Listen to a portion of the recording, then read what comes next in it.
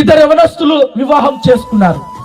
ఇద్దరు యవనస్తులు వివాహం చేసుకున్న తర్వాత ఇటు అమ్మ యొక్క తల్లిదండ్రులను ఎదిరించింది, ఇటు అబ్బాయి యొక్క తల్లిదండ్రులు ఎదిరించి ఇరువురు కూడా వివాహం చేసుకున్నారు. మరి వివాహము కొద్ది రోజులు సంతోషంగా, సమాధానంగా, ఆరోగ్యకరంగా బాగానే జరిగింది వాళ్ళ సంసార జీవిత నైపుణ్యత. అయితే కొద్ది రోజుల తర్వాత వాళ్ళ మధ్య ఏం జరిగిందో తెలియదు, కానీ చిన్న మనస్పార్థాలు, ఆ మనస్పార్థాలు కాస్త పెరిగి పెరిగి పెద్దగా అయిపోతూ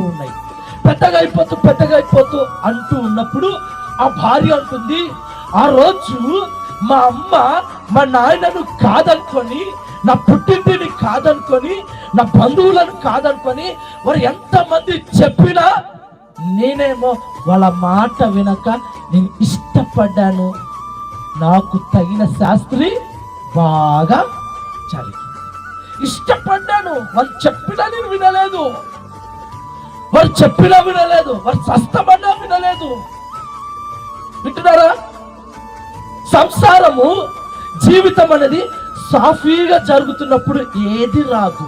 కొద్దిగా కష్టమైన, కొద్దిగా నష్టమైన, కొద్దిగా భారమైన, కొద్దిగా రోగమైన, కొద్దిగా డబ్బు తక్కువైనా ఇలాంటి మనుషులు వాళ్ళకి ఇష్టాన్ని పుట్టిస్తే ఇష్టం పుట్టదు.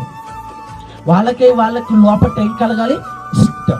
నేనంటాను, పైన ఉన్నటువంటి అద్వితీయుడైనటువంటి దేవుడు, కింద ఉన్నటువంటి పాపముతో నిండినటువంటి నీవు, ఆయనేమో నిన్ను ప్రేమించి నిన్ను ఇష్టపడి నువ్వు నరకానికి పోకూడదు, నాతో పాటు ఇదిగో తగదగ మెరుస్తున్నటువంటి ఈ బంగారు వీధులలో నువ్వు నిలబడాలని ఆయన భూమి మీదకి వచ్చి నీకు సమాధానం ఇచ్చి అన్ని చేసి పెడితే